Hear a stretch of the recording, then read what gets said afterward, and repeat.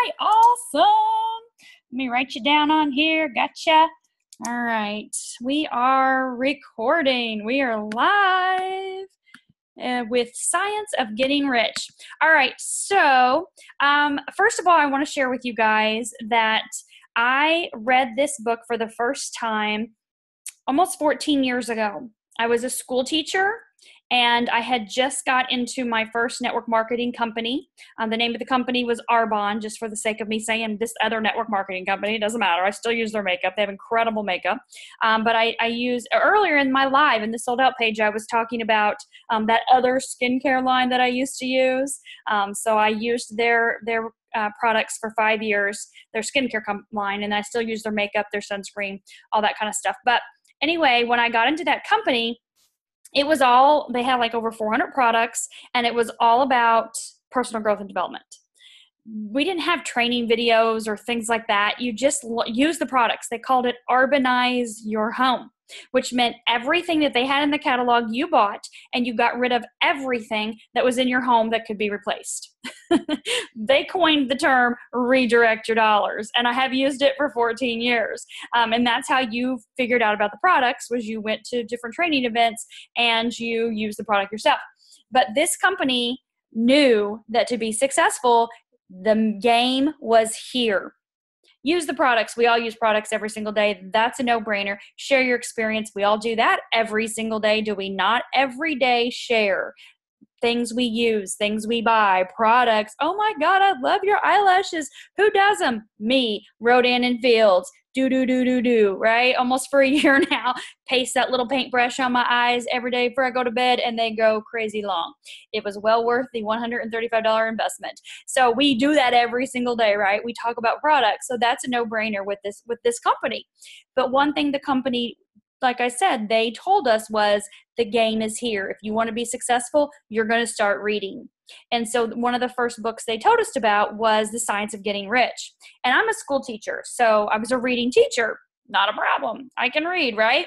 And I knew the importance of growing and developing yourself as a teacher, because we have continuing education. You don't just get your license and like, check, I'm done for the next 35 years. You continue to take classes each year to keep your license and to improve on yourself, and you attend workshops or trainings. So that was really common knowledge for me. So when I got into network marketing, my goal was to replace my income, and to, which at the time I wasn't even making $2,000 a month.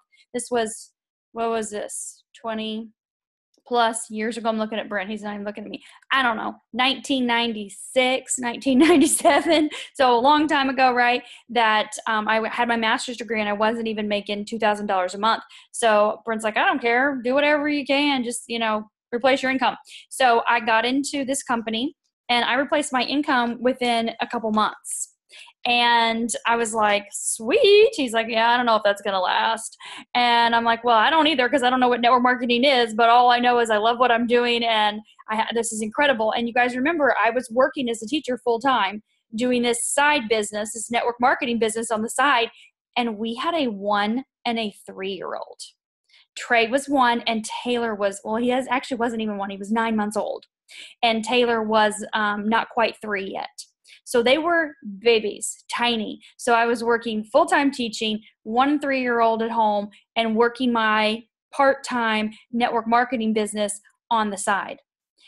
By the time Christmas came along, which was just not even 6 short months into this business, I was making $8,000 a month. And we're like, what? Is this even real? Like, how is this? And Brent's like, there's no way. I'm like, I'm not going back after Christmas break. This is incredible. And he's like, I don't think it's going to last. There's no way. You've got to go back to teaching. You can't leave those kids. I'm like, screw those kids. I want to be home with my own kids. I've taught those kids for a long time. Not to be mean, but I was like, I was over it. I was ready. I was out. And he's like, no, we got to make sure it's going to last. So 6 more months, into the school year, finish up that, January, February, March, April, May, whatever, 5 months. I was making $15,000 a month. He goes, sign the papers, you're out. There's no way in hell you're going back to teaching. You're worth way much more outside of the classroom. And we still didn't even really know what we had our hands on. We didn't know. But I 100% attribute it to this book that we're going to talk about tonight. That's what got me started. And you guys, okay, so back whenever they introduced us to this book, The Science of Getting Rich. It wasn't, I couldn't find a copy of the book. They said, just download this PDF. This is what I downloaded. Okay. And it's stained. It's a hot mess. I want to share this with you. I want to share some pages with you so you can kind of get a visual and see. I have read this thing, I don't know how many umpteen times. Obviously, I used to like a pink highlighter. I used to write in pen. I used to write things on the back of these pages that the book told you to do. I was all over this thing, writing in it constantly. I was still teaching. I was working my Arbonne business full time, and I had these kids at home, okay? This was my first copy. I remember being on an airplane, reading and highlighting and writing and over and over and over and over again with this book. Because they said this book, if you do things a certain way, if you think a certain way, you have no choice but to get rich. It's a mathematical equation. That's it. It's science. And this was written in 1911. I love authors that wrote books years ago, because a lot of times people are like, oh, it's that new agey stuff. Oh, it's that metaphysical, super spiritual woo-woo stuff. And I'm like, no, dude, this was 1911. Like, this was a long time ago. I have a lot of authors I love from the late 1800s and early 1900s that I read all the time that speak the truth. And this is the truth. I'm just telling you, this is the truth. Over the years, I have bought other copies of the book at different times. And I have done the same thing, went through them, highlighted, circled, underlined, starred, different parts of them. And why do I keep buying the book? I don't know. I just keep going back to it. I've probably read it, I don't know, at least 20 times. So in July, I may have read it even more than that, but I will tell you this, and the things that I'm saying to you are not because I'm bragging by any means. I am telling you these things as my experience, because if I can do it, if I can go from a school teacher with just a basic education, in school teaching, a basic income, to being a multimillionaire, so can you, if you apply these principles. And so the things I'm going to say to you. I'll be very honest, and I'll be very upfront with you guys about this. I'm not going to sugarcoat things, because it is really simple if you learn to think a certain way. And you're going to have to train your mind. You're going to rewrite some of those old programs. One of the trainings I went to in Arbonne very, very early on, Brent and I both became leadership coaches. We went down to Florida. It was Panama City Beach at the time, was where this training was. It was a 4-day leadership training program, coaching program. And it was Dr. Shad Helmstetter. And he talked about your programs and your self-talk and the things you say to yourself. And he said, wouldn't it be great if we could take out that old CD of those limiting beliefs, those things that we say every day that do not serve our highest good. Like, those are not words from God. That's crap that has been programmed into our mind from, maybe kids or teachers or parents or relationships, spouses or whatever. If we could just pull that out, throw that CD away, and grab a new CD and stick that in, what would life look like? And that's really what you're doing here. That's what we're doing. That's what I still do. I still work on myself. That's why I went to Tony Robbins and Gary Vee and Robert Herjavec last week, right? Because I'm working on myself. You pick up those golden nuggets everywhere you go. Every time I listen to an audio, every day I listen to audios in the car, podcast, YouTubes, different things every day. And I have them, a list of them. like, okay, which one am I going to listen to tomorrow? What is next up in the docket, right? That I'm going to fill my brain with, because I want to fill my brain with God's truth, with the truth that we all are meant to live abundantly. If I'm not abundant, if I'm not living an abundant life, then how am I setting an example? How am I being a good example of what God has planned for all of us? I'm not. If I'm not living abundantly, then I'm not leading by his example. And so it's really important for me personally, that I know that's truth. And if you don't know that's truth, it's okay. You can change your thoughts, just like I've changed my thoughts, to know what is truth.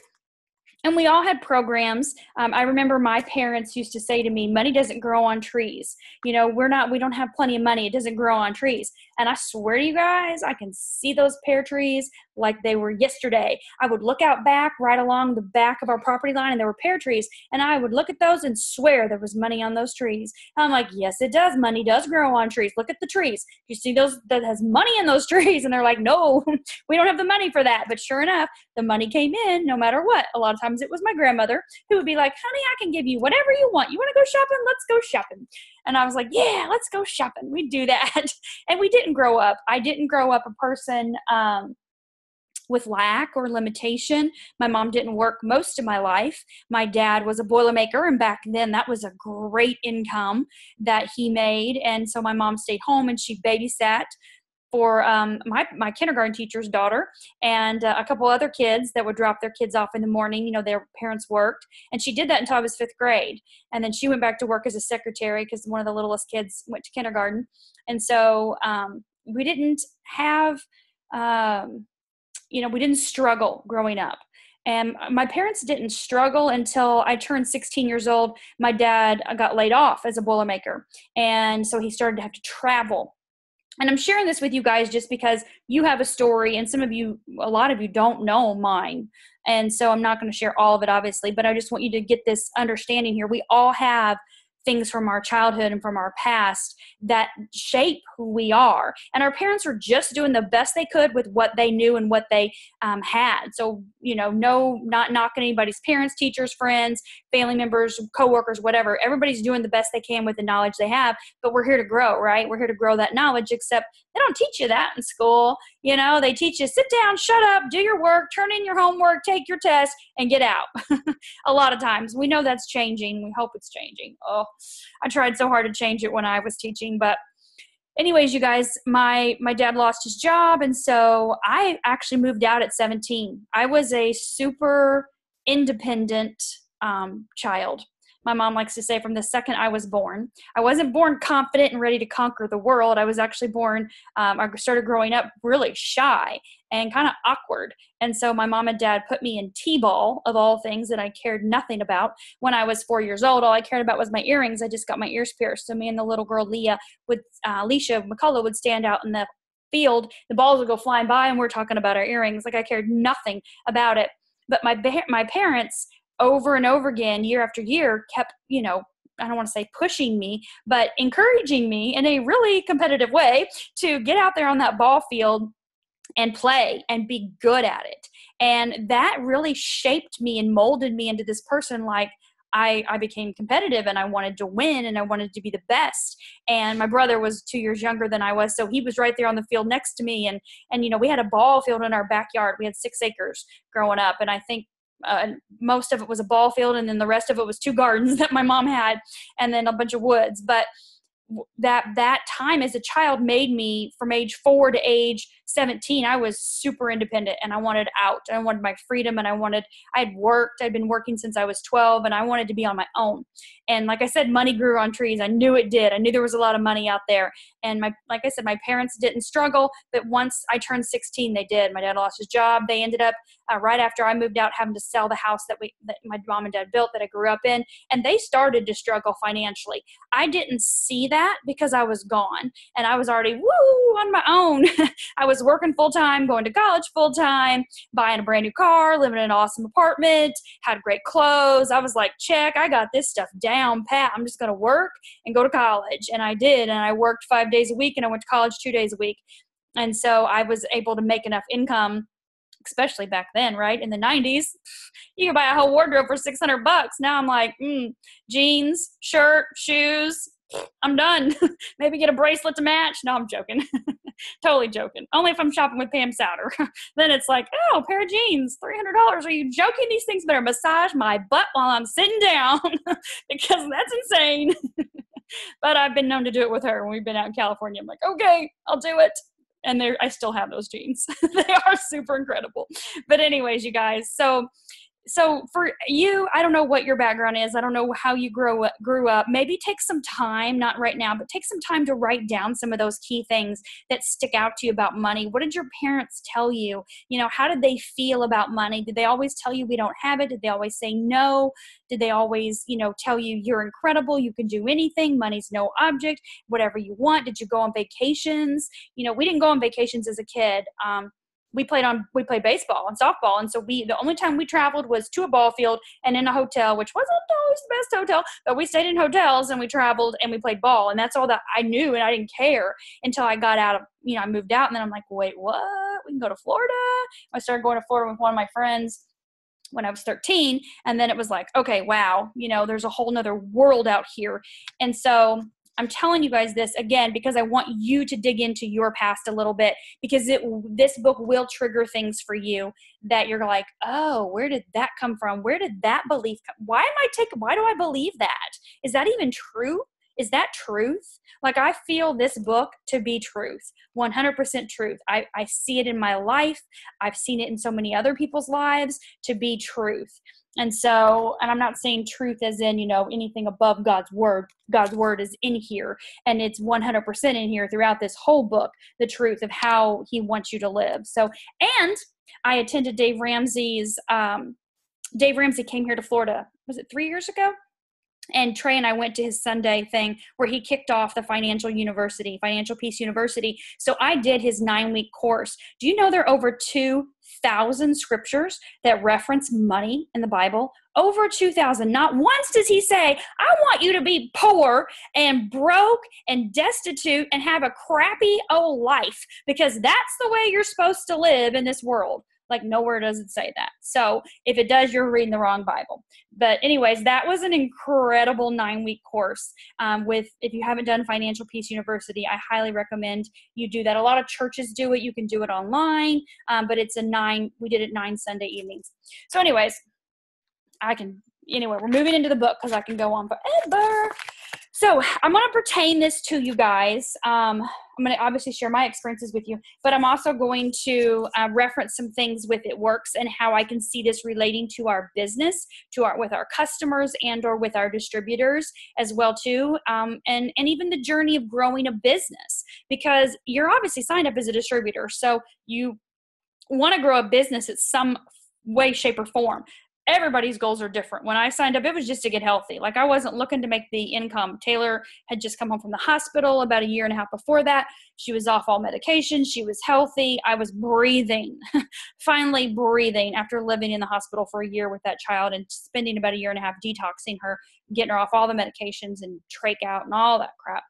So I wasn't looking for an income opportunity when God put this company in my lap.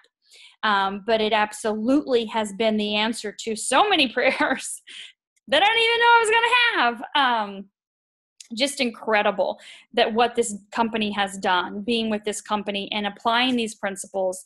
There's no lawsuit. We didn't sue anybody, the hospital, doctors, or anything for everything that happened to Taylor. I knew that was not my path. I knew God would provide. I didn't know how he was. I didn't know he was going to use It Works to be the vehicle to provide unlimited therapy, unlimited supplements, appointments, everything for this child that we have done the last 8 years has been because of this company. We've had the freedom to do everything we have because of this company. And so it's been an incredible ride. So I ask you just to, wherever you're at in your business, if your goal is $50, $200, 200,000, whatever, it's all here for you. And you can tap into it at any level if you're tapping into it in the right place with the right intentions. And that's what this book's going to talk about. So what I'm going to do now that I've spent about 15 minutes, sharing all that, I'm going to go through just some parts that I highlighted. And again, if you have questions, you can, or if you're like, hey, just raise your hand. Yeah, me, I got that part too. I am going to put on my little readers here because I'm waiting on that collagen to repair my eyesight and reverse the need for these little babies. But in the meantime, don't I look cute with the bling? Whatever. So I'm only 23 years old. I don't know why I need these already, but I guess young people wear glasses too. So I'm moving right into this. So I'm going to share right off the bat at the very first sentence where he says, to live a really complete and successful life is to be rich. No one can. It is not possible unless you are rich. And he's talking about money in your bank account. No one can rise to his greatest possible height in talent or soul development unless he has plenty of money. The way I look at that is poor people can't help poor people. How can I help someone else if I don't even have the money to pay my own bills? I got to take care of me first. When we got out of the hospital with Taylor, I went to a mostly women's spiritual group that had been praying for Taylor and doing lots of energy work and healing types of things over her while she was in the hospital. And this little lady, Penny, she was about 80 years old, and she looked at me and she said, honey, you need to come every single Tuesday. And I'm like, oh my God, like I can't leave my child every Tuesday. Like she's, she was on medications, trach, G-tube, J-tube, central line, PIC line. I mean, just like, it was crazy. And she's like, you're never going to be able to take care of her or the rest of your family unless you take care of you first. You have to show up every Tuesday at 9 a.m. so you can take care of you. And I did. Every single Tuesday we met from 9 to 11. We went to lunch from 11 to 1. We came back from 1 to 4. From 9 to 4, I was gone every Tuesday. And between Brent and his mom or my mom, they took care of Taylor. I took care of me. I filled my cup. I fed me so that I could feed others, right?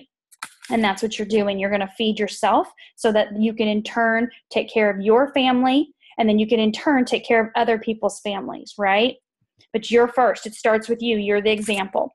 So at the bottom of that paragraph where he says, therefore, the basis of all advancement must be the science of getting rich. The object of all of life is development.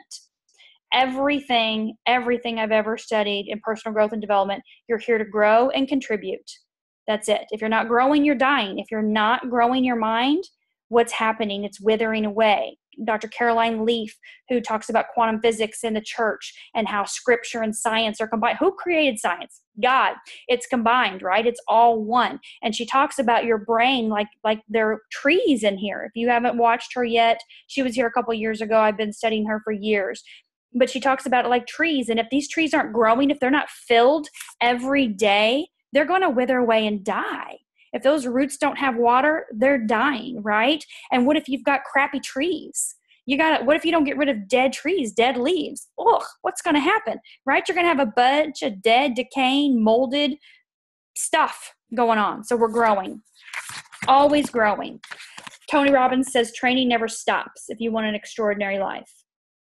You choose. Do you want an extraordinary life or an average life? On the next page, I underline where he said to be content with less is sinful. I love that because sometimes people are like, those rich people. No, I'm sorry. If you have less and you're happy with that, then there's something wrong, because life is about advancement. It's about growing. It's about becoming the best version of ourselves and about contributing and helping others. And if that seems like stupid to you or not cool or dumb, take a look in the mirror and say, what does my life really look like? And I'm not saying any of you are saying that, but through all of this, I also want to tell you this. It's important that you stay connected to like-minded people. You want to look at the 5 people that you surround yourself with the most. Maybe it's a spouse, maybe it's a best friend, maybe it's a family member, maybe it's a coworker. You are the sum of the 5 people you surround yourself with the most. Take their incomes, add them up, divide by 5. You probably make right about the same as that, right? So you want to always be looking for other people to surround yourself. I'm not saying ditch your friends or your family members unless you need to. Done that, right? Because if that person's truly your friend, if they're truly your friend and you're like, hey, I'm starting something new. I'm doing this book, and it's this book club. It's about the science of getting rich so I can, learn how to make more money so I can better myself and my family and give us choices and options and so we can help other people. And they're like, oh, that's dumb. Why do you want to do that? Why do you want to be a part of that group? I'm not into that. I'm perfectly fine where I'm at. Rich people are all evil. Rich people are mean. Like if somebody says that, you'd be like, whoa, you need to check yourself at the door. What is wrong with you? And you need to look at and go, whoa, is this really my friend? They're not supporting me. They don't want me to improve myself. My family doesn't want me to improve myself. I'll never forget the day I told my mom that I was going to do network marketing, that I was going to join Arbonne and I was going to replace my income. And she said, don't you dare do one more thing. Absolutely not. You need to either be a teacher or you need to be a stay-at-home mom, but don't you think about doing something else. 2 years. We didn't talk. 2 years. Bye. See ya. Don't have time. The only reason why we started talking, we had to. Taylor went in the hospital. And we didn't have a choice because I needed somebody to help me out with Trey, and Brent's mom and dad were coming up and helping. And obviously, life or death situation. Here comes my mom, my dad, my family. But we didn't speak. It was not pretty. And I just cut the cords. Done. Like it's not an option. So you have to be really cautious of who you talk to and who you hang around with, because they can lift you up or they can pull you down, right? And sometimes, unfortunately, it's your family that pulls you down. And now my family, they're supportive of me. My mom loves the greens. She's used them for 8 years. She wasn't supportive of me of joining It Works 8 years ago. She said, Stacy, don't you do this one more time. Don't do it again. You were so busy. You were gone all the time when I started It Works. And I said, you better check yourself. I'm going to do this, and I'm going to do this because I'm going to make a difference for my family and for other families that need this information. They need these greens, and I need to feel fulfilled. And I feel fulfilled when I'm helping others. So you want to happen what happened 2 years ago? You want to go down that road again? Otherwise, you better just check it, and you better support me. And if you don't, you're out. And it's that simple for me. And so you just need to be strong, be bold, know that you can do this too. And sometimes it's hard cutting people out of your life, but then you have to look at, they're supposed to be there to support you. Maybe they'll come around. Like I said, my mom and dad are supportive now. They're not like, oh my God, we're so proud of you. You're incredible. You're making a difference. They're like, okay, I'll buy your greens. My dad's never used a product. Neither is my brother. Never. Totally fine. Right? I got about, 60,000 people in my downline that love it. So it's all good. So every person naturally wants to become all they're capable of becoming. Success in life is becoming what you want to be. Whatever you want to be. If you want to be a successful stay-at-home mom, rock it out. That's totally fine. Whoop, whoop. Yep. There's nothing wrong with wanting to get rich. If someone tells you there is, you need to check them at the door. The desire to be rich is praiseworthy. And if people do not desire to live more abundantly, that is abnormal. On the top of the next page where it says there are 3 motives for which we live, for the body, the mind, and the soul. And we need to live for all 3 of those. You're not going to live for just one and not the other, and vice versa. Desire is possibility-seeking expression or function-seeking performance. Some people think desire is a bad thing. I don't know, how many of you guys desire to go to Disney World to win that free trip to Disney? They're going to draw 15 names. Why not you? If you want it, yeah. Did you write that down? Desire to go to Disney, paid for by It Works. It's a $3,500 trip. That's incredible. $3,500 trip. So if you want that, write it down. That can be yours. Have that desire. Why not? Why not have that experience for your kids? And if you don't win, you're going to make so much money with It Works or with whatever you are doing in business that you are going to be able to pay for it. When you apply these principles, and you're going to have enough money to reach your desires, the things that you want in life. And I just went ahead, that whole part where it said, a person can't live fully without the body, without food, comfortable clothing, blah, blah, blah. The top of the next page, like I made all of that. I'm like, it's so true. You can't live fully in the mind if you don't have intellectual recreations, which what we're doing, right? And I love the part where he says, to live fully in the soul, a person must have love. And love is denied fullest expression by poverty. And I can hear people say, well, I'm poor and I still love people. Or I know poor people that still love. Totally fine, right? But read on. A person's highest happiness is found in the bestowal of benefits on those he loves. Love finds its most natural and spontaneous expression in giving. The individual who has nothing to give cannot fill his place as a spouse, a parent, a citizen, or as a human being. So we are here, like I said, to grow and to contribute. Have you ever done something for somebody else? Have you ever given just with no strings attached to someone else? Maybe it was the person in the drive-thru behind you. Maybe it was Christmas gifts for, a secret Santa or angel or something.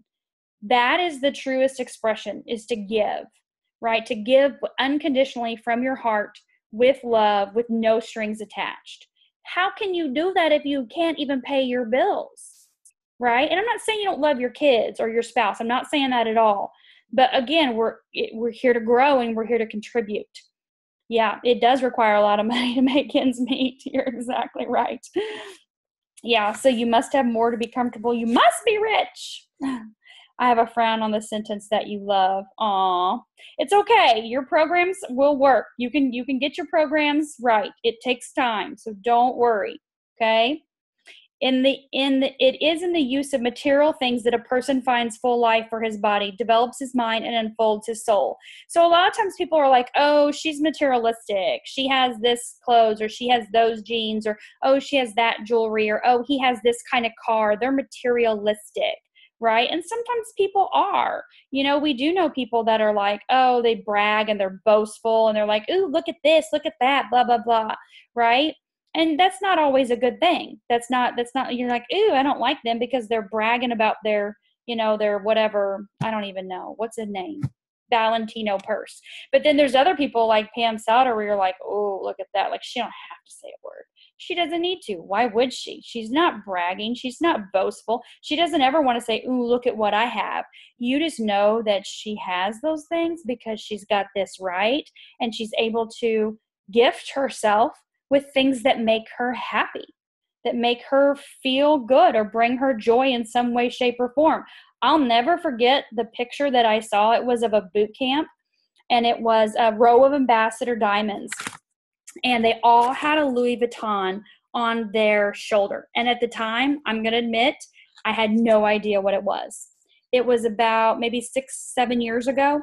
I had no idea what that bag with that print was. I wasn't into that. At the time I was carrying a Dooney and Burke purses. They were like $300-400, and that was the purse that I liked, the style that I liked. I didn't know, but I knew that if there's a row of ambassador diamonds with those things on their shoulder, that meant something. It had a big meaning, and I didn't know what it was, but I was sure to find out. So I asked one of my friends, super into fashion and all this kind of stuff. I'm more of the mannequin shopper. I'm like, ooh, that looks good on the mannequin. I'll take that. Ooh, that looks good on that girl online. I'll just take all of that. That's how I shop. But I asked her, and she's like, oh, those are Louis Vuitton. Those are a couple $1,000 a piece. And I'm like, and that's why they're ambassador diamonds, because they all have them. I'm going ambassador diamond. I need a Louis Vuitton. And so, boom, that was the goal. It was the goal. I want the Louis Vuitton, right? I want to go ambassador diamond because I want the Louis Vuitton. Just like when I wanted to go back when I went diamond, the big thing was a jean jacket that had a studded diamond rhinestone on the back. Everyone remembers that day. I'm like, all these girls got their jean jackets at this training. I was like, I want a diamond jean jacket. I did not care that it was a $2,000 a month income, because I was making more than that as a Ruby. I wanted the jean jacket. That meant something to me. I'm a person that likes things. And some people may think I'm materialistic. I like these bling glasses. I think they're super cute. They were $10 at Walmart. I don't care. Whatever. They can be $10. They can be $100. I don't know. But I just like things that I feel good about, that make me feel good, that I look good in. And I'm like, ooh, that's cute. I'll take that. Like Brent ruined my shorts this weekend. He accidentally put them in with a load of towels, and they went from pink to white. I'm like, I'm just going to go. He's like, go online and find them. Yeah, well, the towels are clean now. So I went online. I found them. Like, oh, cute. Got them. Okay, good. $60. He's like, $60 for a pair of shorts? And I'm like, they're cute. And I looked really good in them when I wore them last night when they were pink, right? And he's like, yeah. And I'm like, and I'm ordering them. Thank you. Because the store that I got them from, they don't carry them anymore. I already tried that. But anyways, you guys, I want you to think about people that you think are materialistic. Are they materialistic in a bragging, boastful way, or are they materialistic in a way that they just enjoy the things that they have that may be expensive, that may cost more, right? So think about that in your mindset. And I love the bottom of this as we wrap up this chapter, where he says, if you neglect this study, you are a derelict. This was back in 1911. We don't use that word anymore. We could pick other D words to go in there, but you're a derelict in your duty to yourself, to God and humanity, for you can render to God and humanity no greater service than to make the most of yourself. And that is what this is about. So again, if you have any other, anything else that you want to comments, chat in the chat, anything like that, any questions, pop them over there. Yeah, the cost of dance lessons or sports or to take a vacation, it's expensive. Stuff is. And so how are you going to pay for it? You got to have your mind right? And that money's going to come in. It's going to drop out of the sky. That money's going to fall right off those trees into your bank account. If it did for me, it can do it for you. All right, chapter 2. There is a science of getting rich. And it's an exact science like algebra or arithmetic. Well, thank God I did good in algebra. And arithmetic, I can add, subtract, multiply, divide. We're good. So there are certain laws that govern the process of acquiring riches. And once these laws are learned and obeyed by anyone, the person will get rich with mathematical certainty. I am living proof to say this is true. Okay. So the second paragraph where he talks about the ownership of money and property comes as a result of doing things a certain way. You're going to hear the words a certain way throughout the whole book. And at the end of the chapter, he's going to build on each of these principles throughout the book. And it's about doing things a certain way in your mind. It's not about going here or going there or blitzing this way or posting that way. It has nothing to do with that. You can get rich in any business, in any vocation, if you're thinking a certain way in your mind, doing things a certain way here. No matter how hard you work, I love this part where he says, whether on purpose or accidentally, get rich, while those who do not do the things a certain way, no matter how hard they work or how able they are, remain poor. Because it's the natural laws that like causes always produces like effects. And therefore, a man or woman who learns to do things in a certain way will infallibly get rich. If that's you, then you're in the right place, right? Getting rich is not a matter, I love this, it is not a matter of environment. Okay, it doesn't matter where you live. If it were, all people in certain neighborhoods would be rich. Jess, I don't know about you, but in my neighborhood, not all people are rich. They're not. You can look and pull up people how much they owe on their house. Not everybody lives in a house that's paid for, right? So that means they're, usually typically if you got plenty of money, right, you're paying your house off. That's one of our car payments. There's people in our neighborhood that have car payments still. And so not everybody in this neighborhood is rich. I'm sure the same thing with you, Jess, over in Heritage Harbor. Not everybody's rich. Joellen over there in Esplanade, not everybody in your subdivision is rich, right? So that means not everybody is doing the same things. So it's not environment. But there are people that are rich in your neighborhood. There are people in our neighborhood that are rich. What's that one guy down the road, the one that has the Raptor? Yeah. They said he's got like what? Yeah, he's got like, no, he didn't, you'd never know. But they said he's got like what, 15-something million or something? Just sitting in his bank account like it's nothing, right? How's that sound? Check. I want that. 15 million just sitting in my bank account for nothing. Not all in the same bank. They're only FDIC assured for 250,000. So you better spread that stuff out and have investments, right?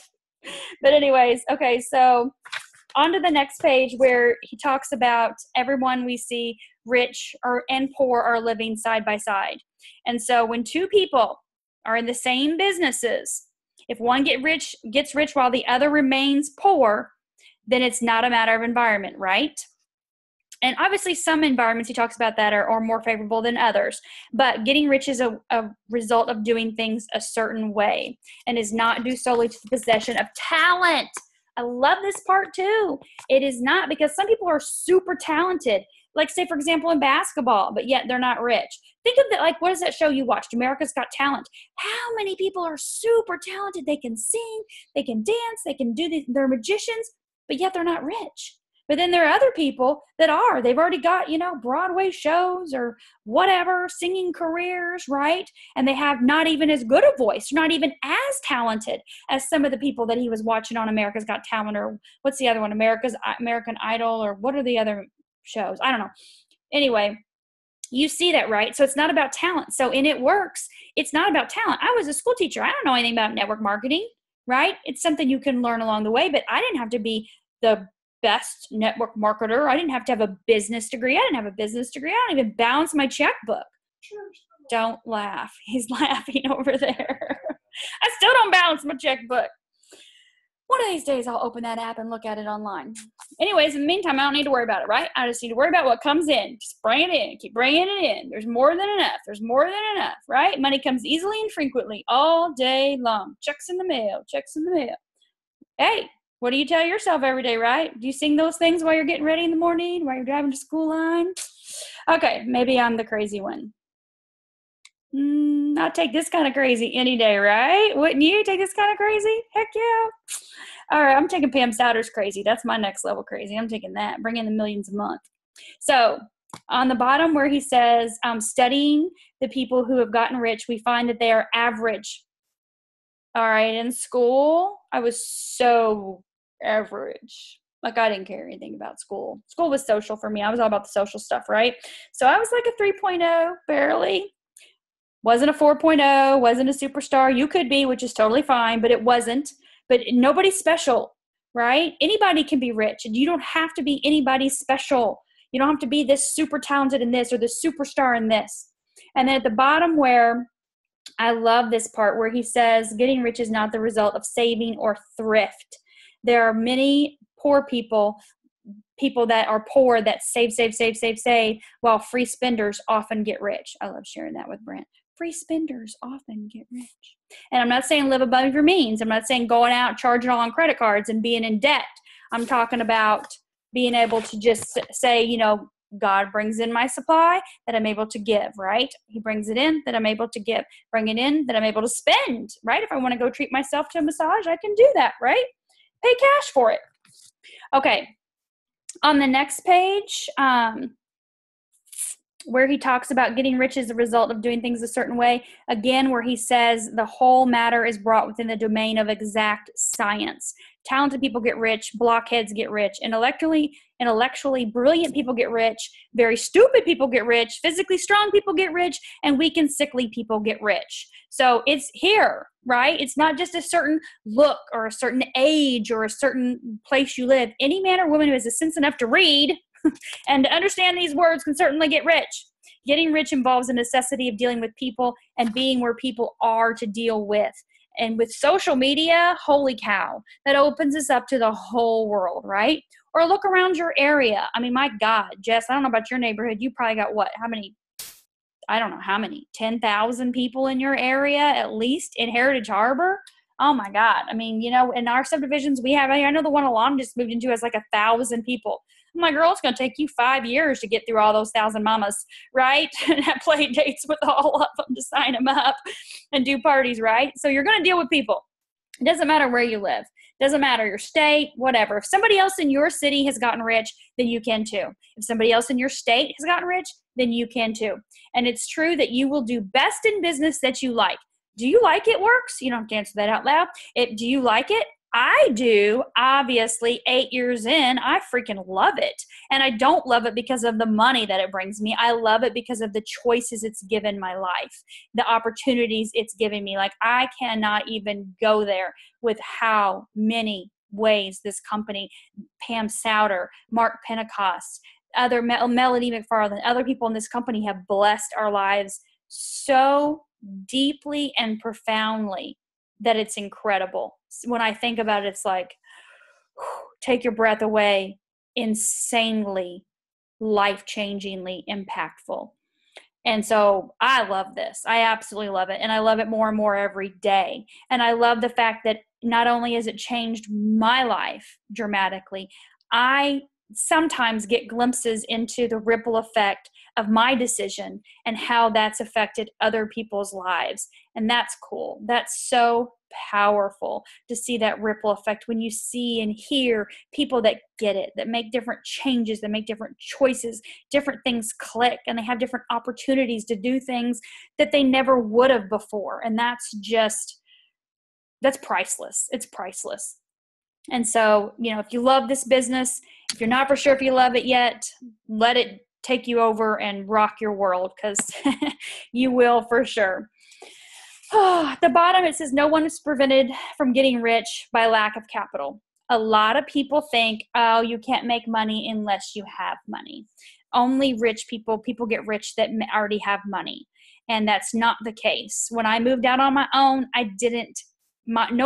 paid for my college myself. My parents didn't pay for my college. They didn't pay for my apartment. They didn't pay for my car. They didn't pay for my insurance. They didn't pay for my toothpaste or tampons. They paid for nothing. And they never did, which is fine. I'm like, they never did. They paid for everything for my brother. God bless their souls. It's totally fine because it's shaped me into who I am, right? I made my money. I made myself abundant by my mindset, my thoughts, my choices, and what I wanted out of life. I always wanted more, always. And I really attribute that to my My parents, like I said, they did fine, but I attributed a lot to my grandmother because she's always like, honey, you can have anything you want. Anything you want, you can have it. You want to go shopping? You can go shopping. Let's go shopping. Back then it was $1 was a big deal, right? $5 was a big deal. Now you're like, $1? God, I can't even get out of the house with $1. That's not even going to get me out of the back of my driveway in my car. So anyways, you guys, you don't have to have money. You have to have your mind right. That's it. When you start thinking a certain way, the money will come in. It will come from the most crazy, out of this world ways where you're like, there's no way that really happened. I want you to start writing them down. I want you to start writing down the coincidences or the synchronicities or the weird ways that money starts to come into your life. The group that did this book last month, we just finished it last night actually. And I didn't share this, so I was going to share this with you. In July, let me back up and say this. In July, when I was doing one of my meditations, I don't know, just an idea came to me to get this book out and go to my Diamonds and Above. We have a chat and say, hey, who wants to be a part of this? I'm going to read this book and do like a little book club with it.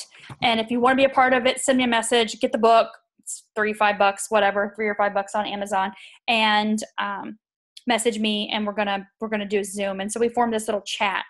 And the money that's come in over the last 5 weeks, the things that have happened, the doors that have opened, like one of my friends, she said, my husband just got an 11% raise today. Out of the blue. No reason. 11%. We're like, 11? Check. That's a perfect angel number for awakening. 11% raise. We're like, that's incredible. I got a $20,000 bonus with It Works. Yeah, August 31st. $20,000. Mark did a special little incentive for ambassadors. $20,000. Thank you for the abundance. I'm like, yes. Brent's like, that pays for Trey's cruise and some. We're taking Trey his 14th birthday. We're taking he and a friend and Taylor and 2 sitters. We're going on the Symphony of the Seas. Inaugural sailing out of Miami all over Thanksgiving. And so that pays for a good chunk of that cruise because it's a 7-day cruise. So it's super expensive.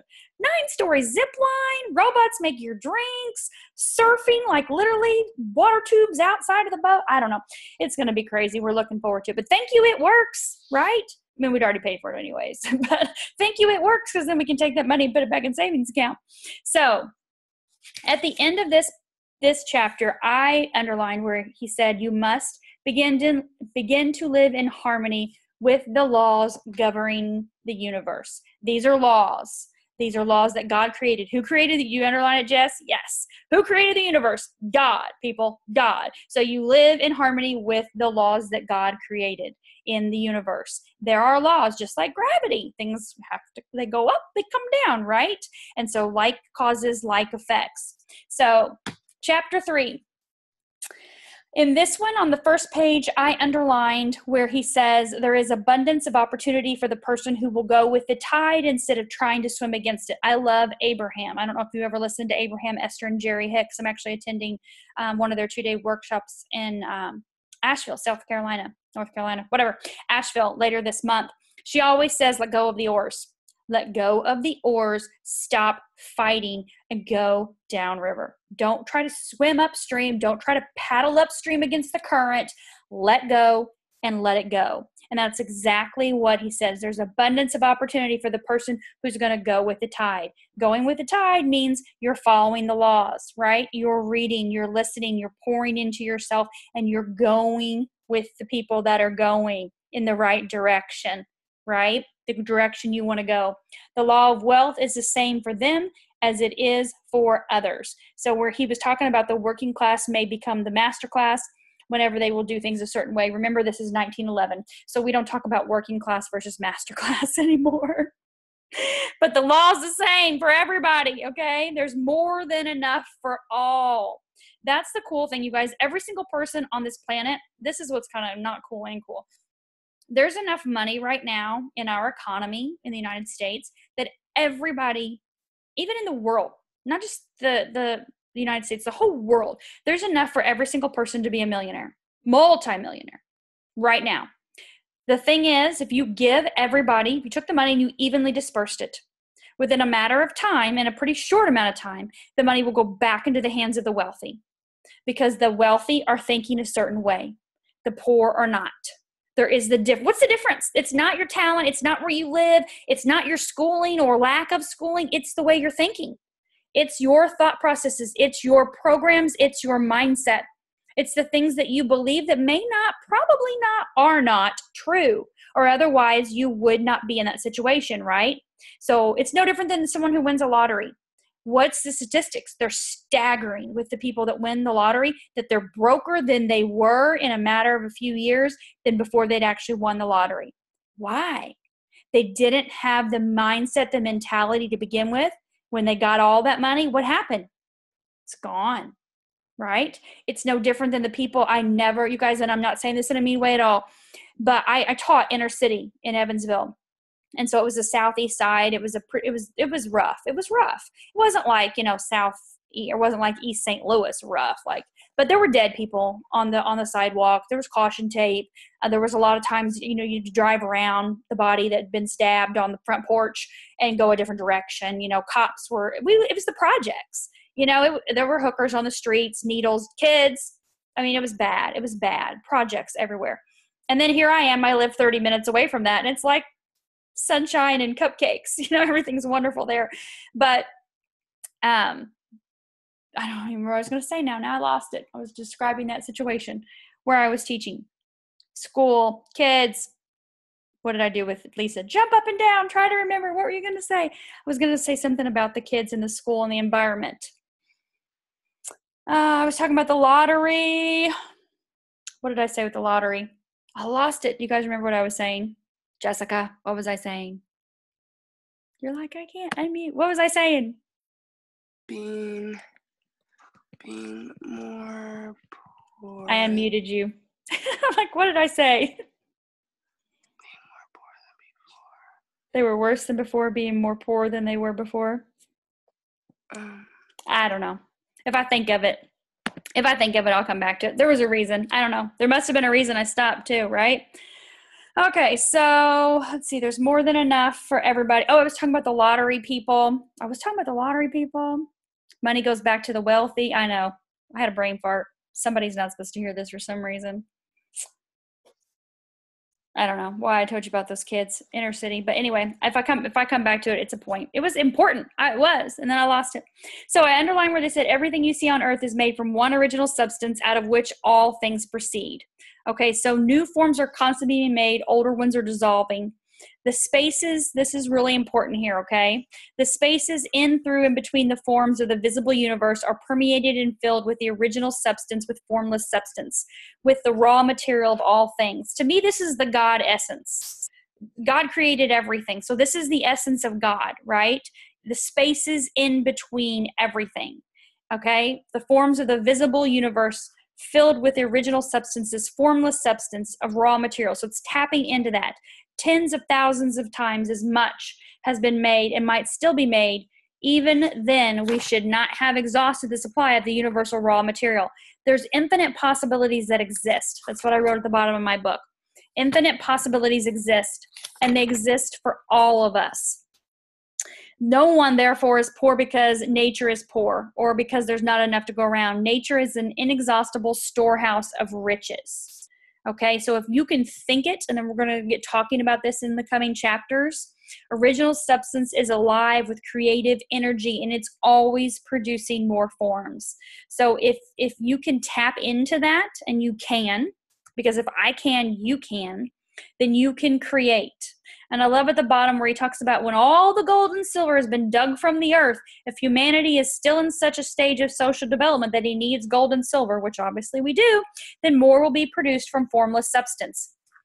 The formless substance, the formless stuff responds to the needs of mankind. So you need to be very clear, and this is something else you might want to think about doing later tonight or tomorrow, being very clear with what it is that you want. What are your desires? Like we talked about earlier with the Disney trip. What do you want? What are the things that you wish for in your life? Because they're there. It's just you have to tap into that item or that amount of income. Okay, so you have to be that. You have to be that energy, that vibration. And we're going to talk more about this as we go through the book. But it's there. It's all there. Have you ever felt like have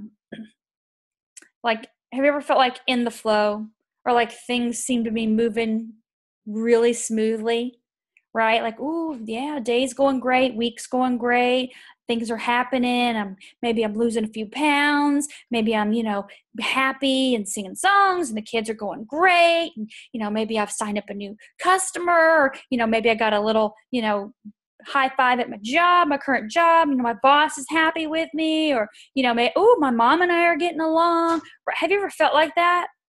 And then you know what it feels like to feel the opposite, where you're like, oh my God, if I get into one more argument with this person, I am so sick. If my kids don't stop screaming, I'm going to lose my mind. Why? Why all of a sudden do I have no money in my bank account? What is going on?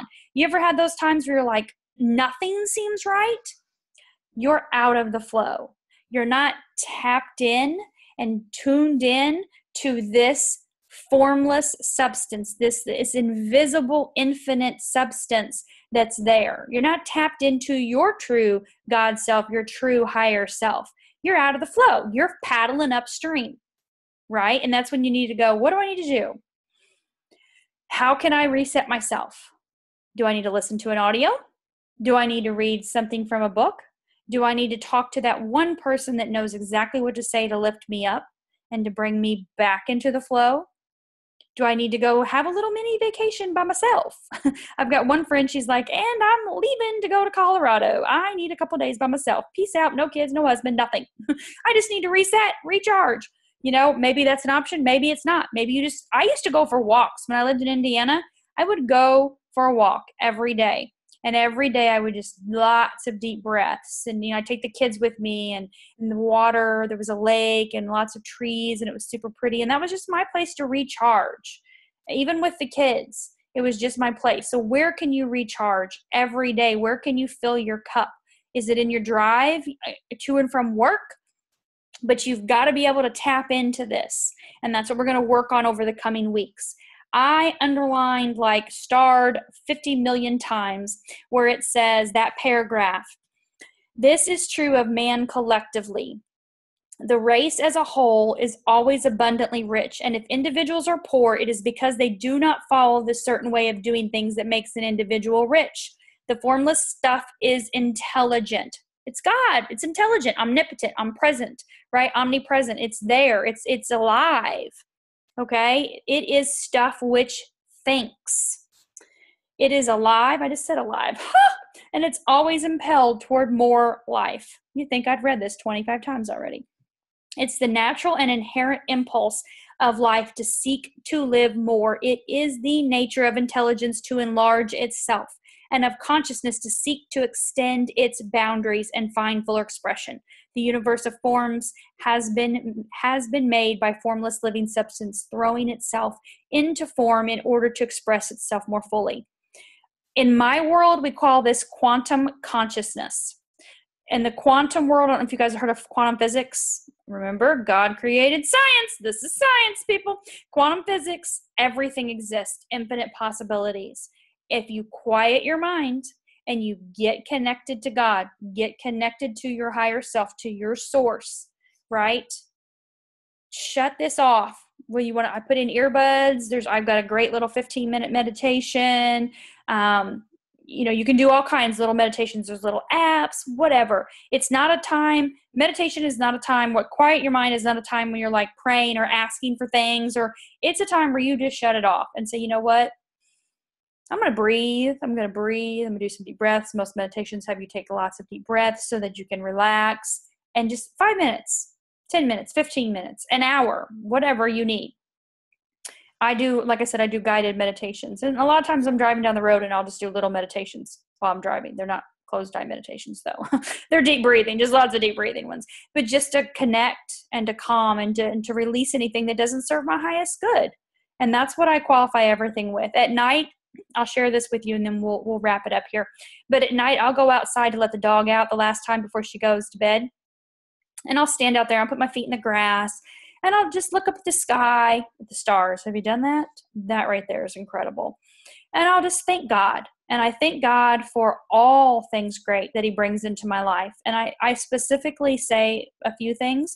And I say, thank you, God, for the peace, the love, the joy, the abundance of health, of prosperity, of wealth, of all things great from God. So there's unlimited amounts of incredible greatness that God wants to pour into our lives. You got to be grateful for it. And I love the next few chapters. We're going to talk about gratitude. And I'm going to share some really cool things with you guys that I've done, that I still do in my life, and how I've obviously applied these things to create. So, take some time every day. Take a minute, just a minute to stand there in gratitude and to say thank you. Because we all have things to be grateful for. Every single one of us. I'm looking at you guys. You're in houses, right? I don't see anybody right now living on the street. Hey, Misty. I'm clicking through. Hey, girl. I don't see anybody that's on the street right now. So that's a plus. Everybody has a home, right? Some of you guys have, lights. I see all your lights on. There's only one person, I think, in the dark.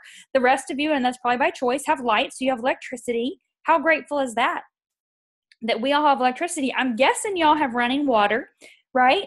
Some of you have on makeup.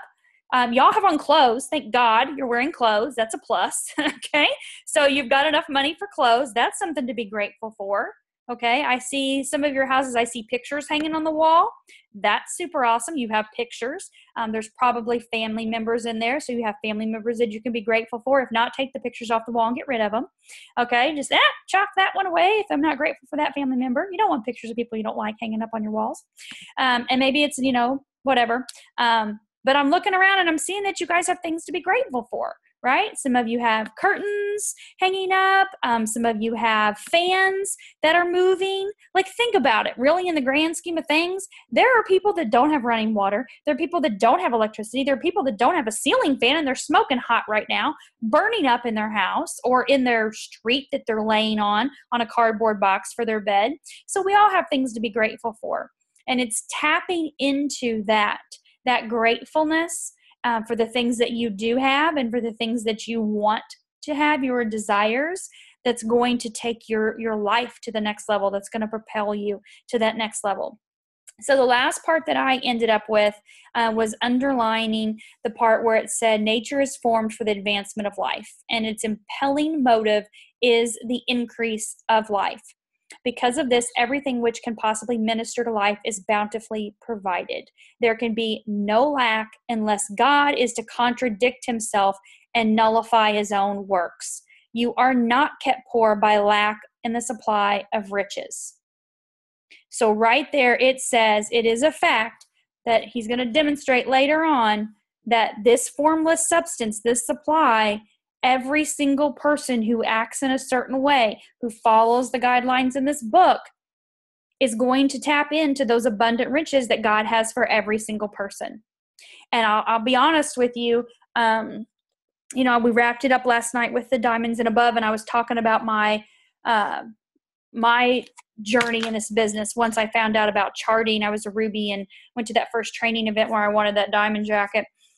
And I found out about charting. I'm like, boom, I went from Ruby to Triple in 5 months. I'm like, holy cow, that's great. Because, the first business in Arbonne, I was making $15,000 a month. So going to Triple Diamond, making about $15,000 a month, that was right. My programs were set for that. I had listened to enough. I had read enough. I had studied enough that $15,000 a month happened very quickly once I knew the way to do it, right? I needed a new skill set, right? A new tool. He's going to talk about some tools in here. So that new skill set was charting, which y'all have that now from day one. But I didn't have that my first year in the business. And so I was just randomly, signing up customers, distributors every day, whatever, doing my parties, going about my business, wrap cash, But then you showed me that chart and I'm like, oh, game on. This is how you promote? I'm done. But it took me 15 minutes. Didn't feel like 15 minutes. 15 months to go from Triple Diamond to Ambassador Diamond. Why? Why did it take so long? That's really not a long time. You guys, in the grand scheme of things, to go from making $15,000 a month to over $30,000 a month, it took 15 months. That is not that long of a time. But in the grand scheme of the things, it felt like a long time. I had to work here. This had to change. I had to change my programs. I had to expand my mindset. I had to grow myself. And we're going to talk about the efforts and the action, obviously, in here as well, too, because you got to give God something to bless. We're not going to sit around and pray all day about it. That is not going to happen. It is not going to work that way. This is not get on your knees for hours and days and expect it just to magically happen. It doesn't. You've got to give God something to bless, and he blesses your action. He blesses you out there making a difference in other people's lives, you giving to other people, you blitzing, you partying, you talking to people, you introducing them to something that's going to add value to their life. That's what he blesses. And so that 15-month stint really required me to challenge myself. And Pam Souter, I'm beyond grateful for her for 5 million reasons why, but she would just randomly text me out of the blue and say, Stacy, read this book. Or I'd see her at a training event and she'd hand me a book and she said, read this book. And that's what she's done. The company itself doesn't really as a whole talk about a lot of books. They did some last year. Mary Beth Dodd brought in a couple by Mark Batterson, who I love his book, The Circle Maker. Wasn't super crazy about In a Pit with a Lion and a Snowy Day. Or Chasing the Lion. They were both good, but not like my favorite of his. I love The Circle Maker. And he's a minister of a massive church, massive church in DC. And just incredible book, incredible story, incredible goal-setting book as well, too. But she would just be constantly telling me to read books. She's like, you're thinking too small. You got to think bigger. And to say to think bigger is one thing, but it's me, I have to do the work. She can't think bigger for me. She can't make me think bigger. I have to do it. And so for you guys, I'm here. We're going to do these every Tuesday nights, and I'm going to share with you, and I'm going to, Gayla, I have a recording girlfriend. Don't worry. I'm going to pour into you guys, and I'm going to I am real. So I'm going to be me, unapologetically me. So if I offend you in any way, shape, or form, that is never my intention, but I only can speak from me and my experience, right, in my life. So if you have different views or beliefs or things don't resonate with you, it's totally fine. It does not matter to me at all. If it doesn't work for you, that's totally fine too. There's no hard feelings whatsoever on anything, because I feel like I live my life led by what God tells me to do. He said, pick up this book and message your leaders. And then he said, you need to open this up to other people. You can't just hide it first. I wasn't hiding it, but that's what he told me to do first. Go to your leaders. And then he said, bring it out to other people. Open it up to anybody that wants to do this. And I will continue to do what I'm led to do, of course. And I want you to do the same thing. So I want you to get more in touch with you and who you are. And when you, like I said, make a note. When you get those programs that are like, what is that? What is that thought? Oh, she's crazy. She's rich. She was born with a silver spoon in her mouth. Or only rich people are evil. Money's evil. Money sure the hell is not evil. They used to use sheep and cows for money back hundreds of years ago. Were sheep and cows evil? No, that's all they had. So that's what they used to pay for things. That was their currency. Sheep. Bah. So that's definitely not evil, right? Now we don't even use paper, people. We just swipe a card. That's it. Or heck, push our thumb. How many of you guys got your thumbprint set to charge? Is that just me? Touch ID on PayPal, baby. Touch ID on Starbucks. Reload that card. I don't even need to touch it, type any numbers in. I used to have my debit card memorized years ago. I don't even need to do that, right? My phone stores it all. So what is actually evil? None of it is, right? People can be, unfortunately. Not this chick. I don't have an evil bone in my body. I'm here to help you guys. I'm here, obviously, to help myself. I can't help anybody unless I help myself. And I'm here to help you grow yourself and expand yourself. So I'm going to hop off here for now. Carol, you're scared to fail. I love you, girl. That just means that you are ready for your next change in your life, right? Nobody wants to fail. Nobody's like, yeah, I want to fail. We're going to make mistakes. That's what life's about, right? We're going to make mistakes and we're going to keep going. We're going to learn from those mistakes. You fail if you don't learn from those mistakes. You fail if you quit, and you surely have failed if you never even tried, right? You gotta go. You gotta do it. But we're going to learn from any mistakes we make. And I've made tons of mistakes in my life. Obviously, we all have. And the problem is that when people don't learn from them and they do them over and over again. That's the definition of insanity, right? Doing the same thing over and over again, expecting a different result. We're not going to do that. We're going to do things new. That's why we're on here. We're going to learn new programs, just like I did all those years ago. I learned a new way to think. And reading this book again, I read this book with Trey last year. We read it on the plane to New York. I'm like, buddy, you're 12. It's time to read The Science of Getting Rich. This is the book you're reading. All right, let's read it together, Mom, so you can talk to me your thoughts and I'll talk to you about my thoughts. Sure. Why? This is the book that they should be reading in school right now. This should be what you teach your child before they become a teenager, because they're going to go out into the world. They need to know how to take care of themselves. Don't we want them to go out in the world and take care of themselves? We don't want them at home until they're 30 years old taking care of them. Like, forget that. No way, dude. Right? We want them being a millionaire on YouTube, multi-millionaire on YouTube playing Fortnite. Sure, Trey. Dude, if that's your goal, make that stuff happen. I'm all for it. Hey, did you know the number one richest guy on Fortnite literally lives in freaking St. Pete, like 30 minutes from me? He sits there and plays his video game and his YouTube and all this streaming followers, whatever they call them, subscribers, lives 30 minutes from here. I'm like, Trey, model. There's your mentor, dude, right? Go for it. Play that video game and get your followers up on your YouTube channel. But anyways, you guys, if you have any other questions, anything else you want to privately message me on, of course, feel free to. I'm more than happy to help. Obviously, Christina, you said, I know it's my biggest problem is I need to change my way of thinking. Well, yeah, that's all of us, girl, when it comes to money. Yep, so many negative issues from childhood. So here's the last tip I'm going to tell you, and then we're hopping off here. So when you're writing these things down, right, these thoughts that money doesn't grow on trees, rich people are evil, people that have things are mean or nasty, or we're never going to be rich. Our family's always been poor. Nobody ever gets ahead in our family. Just write them down and then go outside. Don't do this in your house. Go outside and light them on fire. Yeah, burn them. Burn the negative beliefs, the negative thoughts, the negative programs. Light it on fire. I can't tell you how many times I've done this. A gazillion. I've done it in the house one time. It was not a good turnout. So don't do that. Lots of smoke in the kitchen. Smoke detector it wasn't very good. So I highly recommend you go outside, do it in the yard, not where there's leaves. Don't catch anything else on fire. But then come back inside and then decide, what beliefs do you want to believe? What things do you want to think? What things do you want to know as truth in your heart? Write those things down. I don't care if you get a pen and paper and write this whole book, rewrite the book word for word. I have done that with books before. There's one book that Pam told me about, The Creative Mind and Success, Ernest Holmes. I have rewritten that book so many times, like word for word. I'm like, there's not a part I don't want to underline. I'm just going to rewrite the book. And I have notebooks where I have rewritten that book because she handed it to me and said, read this. And I'm like, I'm going to read it. I'm going to read it. I'm going to write it. Because if that's what you need to do to impress in your subconscious mind the truths that God has for you, then do it. Burn what doesn't serve you and know it's gone.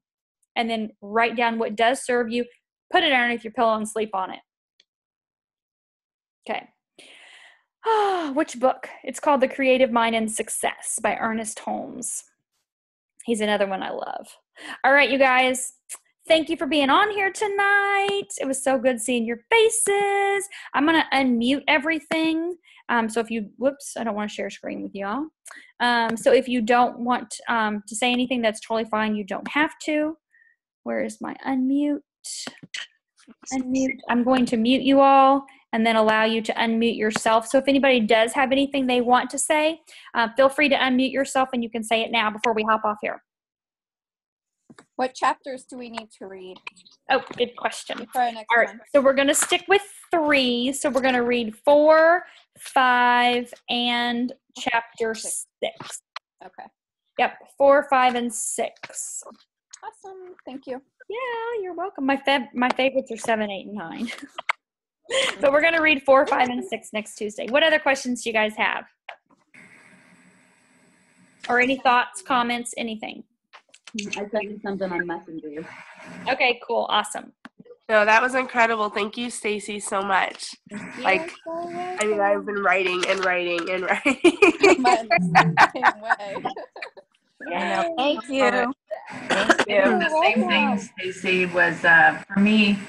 just, yeah, you have to get rid of that mentality that being rich is a bad thing. I mean, not that it's bad, but you know what I mean? Like the materialistic part of it, that we get that mindset that, you know, if you're wealthy and, you know, you're just all about things. But it's like just reading the beginning of this, it just hit me that, I mean, just in dealing with my own daughter and grandchildren, like, you know, yeah, I mean, the lessons are expensive. If you want to take a vacation, it's expensive. It all costs money. And there's nothing wrong with wanting to have dance lessons for your kids or take exercise classes or whatever it is that you want or need. That's really interesting to me. That's one thing that I've come away with is that, yeah, like I said, it's, you know, just to make it neat takes so much money and a lot of money just to pay the bills. So to have the extra, you got to be rich. So what's wrong with that? What is wrong with that? I want to True that. That's right. I think it's fabulous. I love being around rich people. Yeah. Me too. They have unique Amen. experiences, things to share with me that I didn't even know existed. Things that I never even thought of, places they've been that I never even knew existed, that I didn't even know were on this planet. Right. Wow, I want to go there. Right? I have some friends that I never thought about this before. When she said this story to me, I thought, this is crazy. I've never even imagined people doing this. But this couple and like 4 or 5 other couples on a vacation. And you know what they did? What? They rented a castle in Ireland. Oh, Wow. Who does it? Rich people. that's Right? incredible. Yeah, That's That's cool. crazy, isn't it? They rented a castle. that's totally normal. Yeah. Yeah, totally normal, That's awesome. isn't it? Yeah. It's gonna be. Yeah. It already I have is. something You new guys for have my into dream it. board. Good. There you go. Dream board. Great place to start, right? Yeah. Stacy, thank you so much, but my children are still awake and I need to get them in bed. All right. Peace out, girl. Thanks, guys. Thanks, Have a good Stacey. one.